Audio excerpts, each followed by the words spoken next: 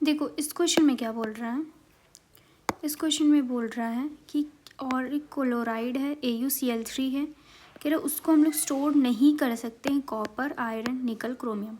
हाँ, अगर रिएक्शन हो जाए तब हम उसको स्टोर नहीं कर सकते हैं। तो देखा जाए तो AuCl3 Au+3 स्टेट में है और Zn है, और जिंक Au+3 क्या करेगा, ये ऑक्सीडाइजिंग एजेंट है, खुद को रिड्यूस करेगा और दूसरों को ऑक्सीडाइज कर देगा, मतलब Zn को +2 में कन्वर्ट कर देगा और ये खुद Au में चेंज होगा। इसका मतलब यहाँ पे रिएक्शन हो रहा है, इसी वजह से हम लोग इसको स्टोर नहीं कर सकते हैं कॉपर में या निकल, क्रोमियम, जिंक में। और गोल्ड तो वैसे ही प्रेशियस मेटल होता है, इसी वजह से असर्शन रीज़न ट्रू है, लेकिन करेक्ट एक्सप्लेनेशन नहीं है। इस क्वेश्चन में देखो यहाँ पे Cu, यहाँ पे बस मैंने सही ये लगा दिया था, जो कि गलत है, कि करेक्ट एक्सप्लेनेशन भी बताया है, मतलब दोनों ही सही है लेकिन करेक्ट एक्सप्लेनेशन बताया है। तो यहाँ CuSO4 पे Cu+2 बनेगा, SO4 -2 H+ और OH- जाएगा। ये कहाँ पे जाएगा, कैथोड पे जाएगा, इसका रिडक्शन होगा और इसका ऑक्सीडेशन होगा, और बचेगा क्या सोल्यूशन में, H2SO4, तो मतलब ये एसिडिक हो रहा है।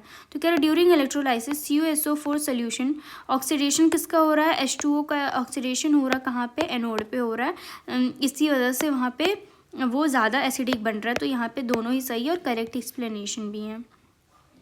ये याद रखना, मैंने गलती कर दी थी कि PHSH को मैंने SN1 मान लिया था, तो ये याद रखना कि PHSH जो होता है वो SN2 रिएक्शन देता है, और ये वॉल्डन इन्वर्जन, इसी वजह से ये इसका इन्वर्जन हो जाएगा, इसी वजह से ये आंसर सही होगा। उसके बाद ये क्वेश्चन बहुत ही ईजी था, बट दिमाग लगाना था, इसको सही से बताती रुको। देखो सबसे पहले इन दोनों का रिएक्शन हुआ, ये बना, क्या बना, यहाँ पे क्या आएगा, OMgR आएगा, और यहाँ पे CH3 आएगा, यही बन गया। जब पानी डाला गया तो क्या हुआ, ये OMgBr हट गया, OH आ गया और CH3 था, ठीक है। उसके बाद फिर HBr का रिएक्शन करवाए यहाँ से, तो यहाँ पे OH हट के Br लग गया। उसके बाद फिर Mg ईथर के साथ रिएक्शन करवा रहे हैं, तो यहाँ पे क्या बन जाएगा, MgBr बन जाएगा, क्या बन जाएगा, MgBr, और CH3 है।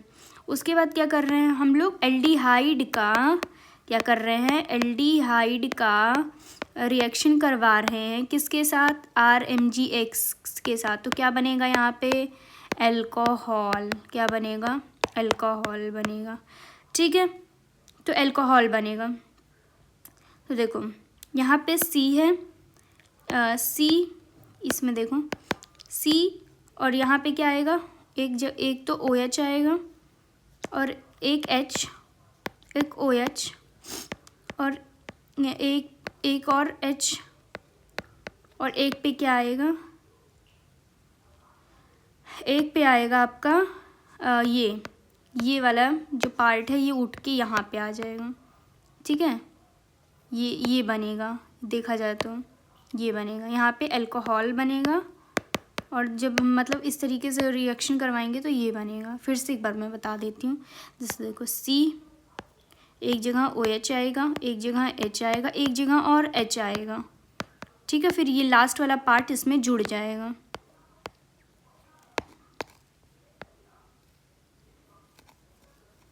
ठीक है। यहाँ पे ये जुड़ जाएगा और यहाँ पे क्या आ जाएगा, OH आ जाएगा, सॉरी CH3 आ जाएगा, ठीक है। ये कैसा अल्कोहल बन गया, ये प्राइमरी अल्कोहल है, ठीक है। ये कैसा अल्कोहल है, प्राइमरी अल्कोहल है, तो ये हो गया। उसके बाद देखो इस क्वेश्चन में ये जो क्वेश्चन है थोड़ा टफ है, इसको भी देखते हैं।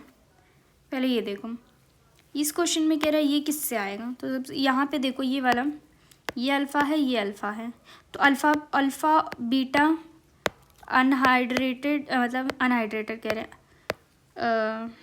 क्या बोलते हैं, अनसैचुरेटेड बनता है अल्फ़ा बीटा पे। ये देखो ये आपका अल्फ़ा है, ये आपका बीटा, तो अल्फ़ा बीटा पे आपके डबल बॉन्ड बन रहे हैं। तो यहाँ पे देखो, यहाँ पे क्रॉस एल्डोल होगा सबसे पहली बात, तो यहाँ पे ये अल्फ़ा के साथ इसका रिएक्शन होगा, इस फंक्शनल ग्रुप का इस अल्फ़ा के साथ रिएक्शन होगा और यहाँ डबल बॉन्ड आ जाएगा, ये क्रॉस एल्डोल कर लेगा, ठीक है।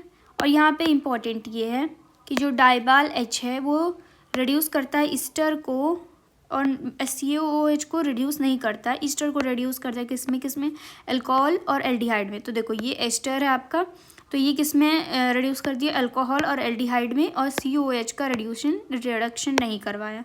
तो ये याद रखना। ये क्वेश्चन भी देख लेना एक बार खुद से, क्योंकि